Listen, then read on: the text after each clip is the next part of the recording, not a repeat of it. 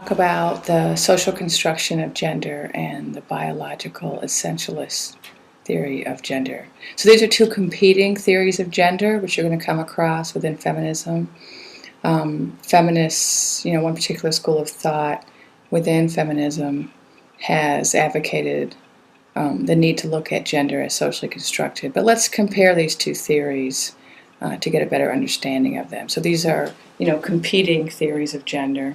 We have on the one hand biological essentialism, and on the other the social construction of gender.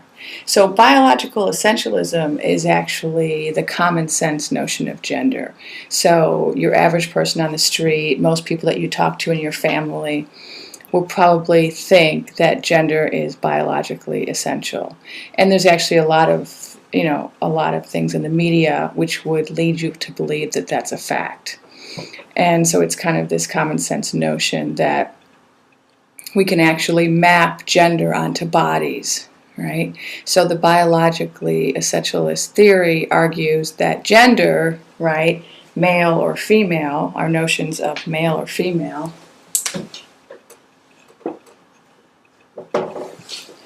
are actually a product of these factors: sex organs, hormones, and DNA. In other words, the body itself, right, the sex of the body is what determines the gender.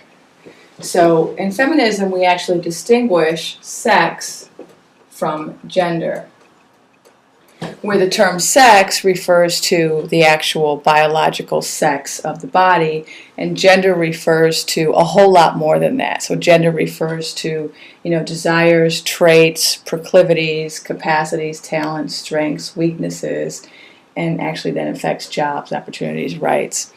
So they're actually two different terms. We tend to use them interchangeably in everyday conversation. But biological sex refers to the body, and gender refers to male and masculine and feminine, right? The two genders. So what the biological essentialists would say is that we get gender from the body. It's a direct one-to-one correspondence. So a baby is born, and you can look at the baby or make certain measurements on a baby and figure out what its gender is just by knowing its biological sex, right? So you can do things like look at the sex organs. Right? So if a person has a vagina and breasts, then that person is a female, right? If the person has penis and testicles and does not have a vagina and breasts, then that person is a male, right? And so a biological essentialist would say all of our notions of male and female, masculine and feminine, come directly out of the body. So we can either look at these sex organs, right, reproductive organs in particular, or we can look at hormones. That can also tell us whether someone is a male or a female. So you have so much testosterone, so much progesterone.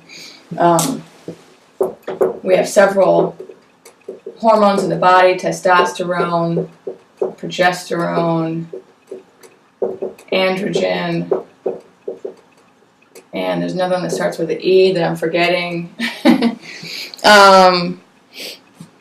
But there are some hormones that are associated with women and some with men, because women tend to have more progesterone than testosterone. Men tend to have more testosterone. Both men and women have androgen, right? And so some biological essentialists will say, well, you could just look at the hormones and that will tell you whether a person is male or female, and that will also explain a person's behavior, and tendencies, etc., right? So you'll hear a lot of arguments about how the reason men are into sports is because they have testosterone, or the reason that men are violent is because they have testosterone, or the reason that men rape is because they have testosterone. The reason that women are good taking care of babies is because they have so much progesterone, etc., right? So there'll be these associations, these direct mappings between how many hormones you have and what your traits, desires, proclivities, and capacities are, right? Now, you can also look at DNA. So a biological essentialist might also say, well, all you have to do is test a child, does it have an X chromosome, a Y? If it's got an X and a Y, it's a male. If it has two X's, it's a woman, right? So males are XY, women are XX, and so your chromosomes actually determine whether you're male or female. Okay. Now, a biological essentialist is actually going to say that we can use science, right? We can use observation or the scientific method to measure these things, or just our vision to observe, the vagina, right, the sex organs, and that we can, from that information, get a lot of other information, right? So biological essentialists don't just say that we can look at a child and tell whether it's a male or a female.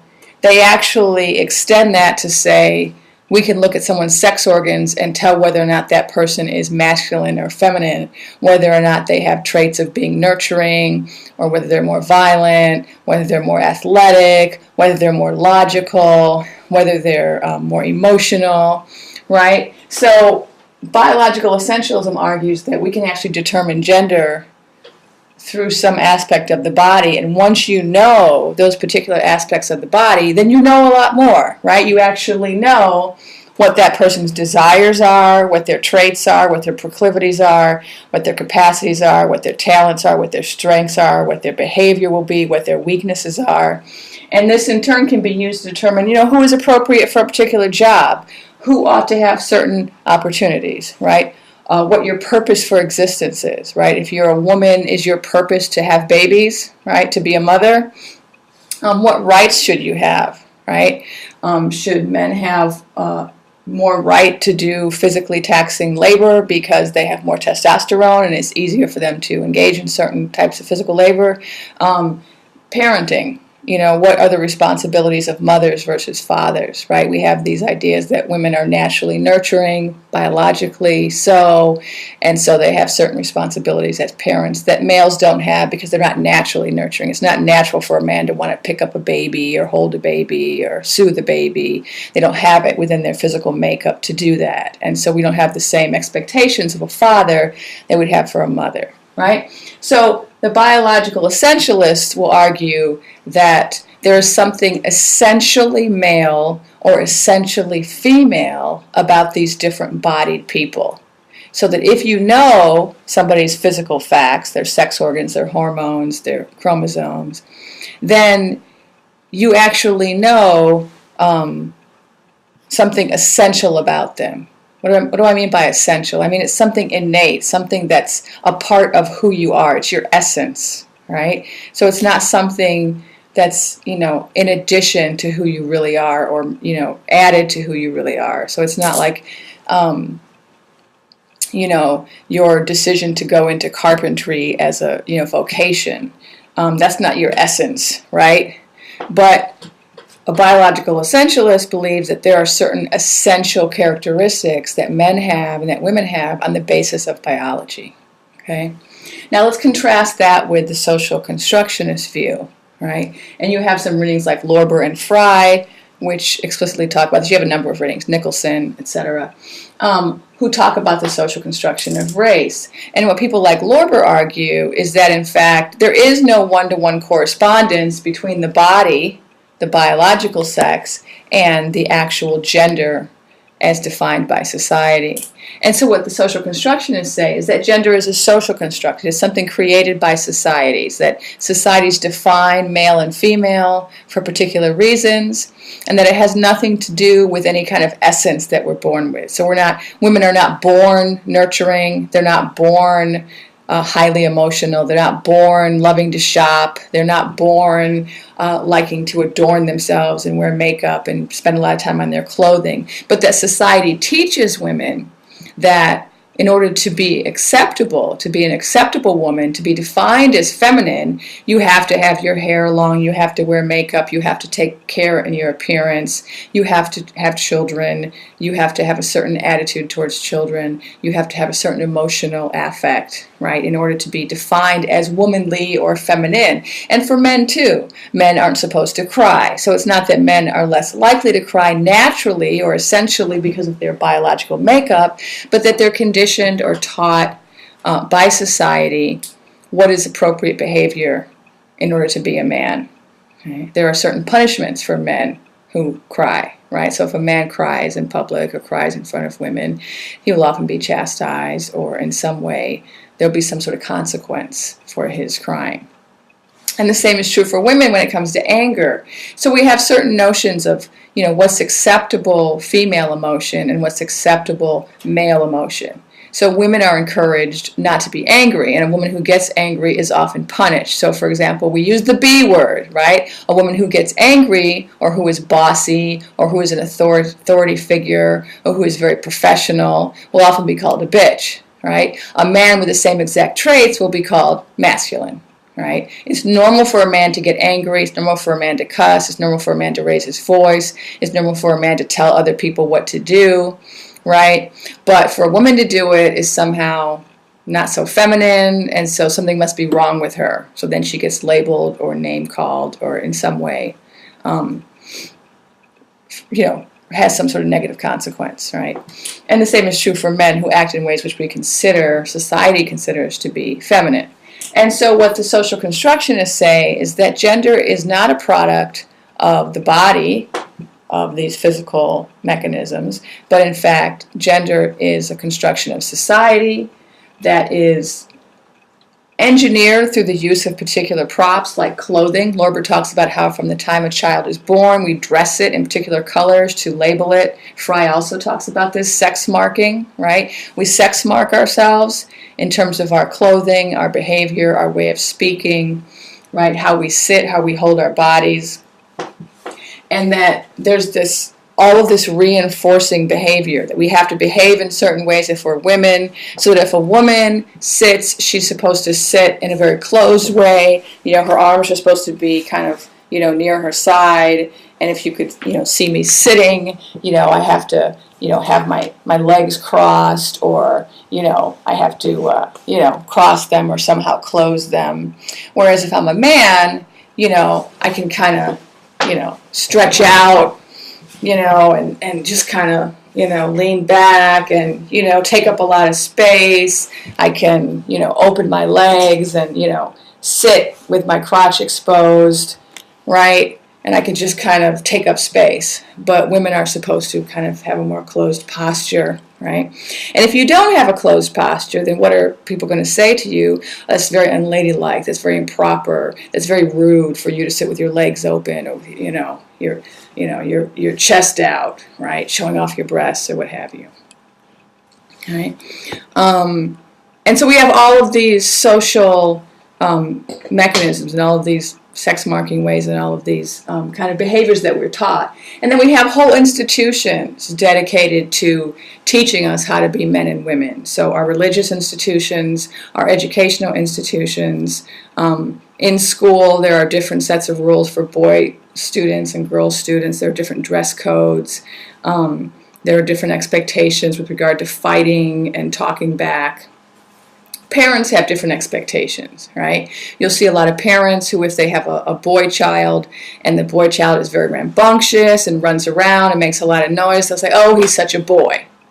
But if a girl child behaves in that way, they will quickly reprimand them, quickly chastise them, and try to correct that behavior because it's considered inappropriate for a girl, right?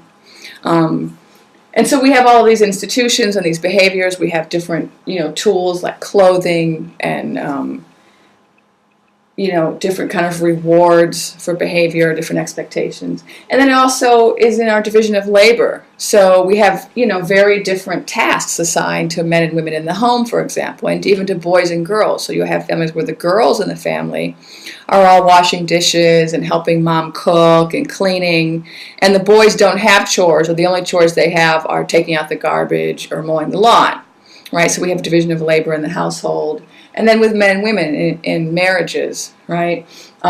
Today, even, most marriages, women do most of the housework, if not all of the housework. And so there's this division of labor in the home according to gender. And then of course, the economy too. We have a large preponderance of women in certain low-paying jobs that are associated with femininity, like secretarial work and childcare and healthcare. And then you have a much larger number of men in tasks or jobs which are associated with masculinity, like physical labor. They're also much higher paying jobs, right? So what the social constructionists would say is that by mapping sex onto all of these traits, desires, capacities, talents, strengths, behavior, proclivities, weakness, and sexuality, we then have a means of controlling women, right? We have a means of determining what jobs they have access to, what opportunities they have access to, what their purpose is. If you tell a woman that her purpose is to bear children, then you can control her reproductive rights. You can prevent her from having reproductive choices, right? Or you can prevent her from getting an education as they used to do. They say, well, women are meant to have children. If they get educated, it won't be good for their reproduction, right? You can make decisions about people's rights and also about how parenting should be done. And then also parenting reinforces these gender norms, right? So that mothers and fathers then teach boy children and girl children how to be men and women, how to be masculine and feminine, right? So these are the two theories of gender.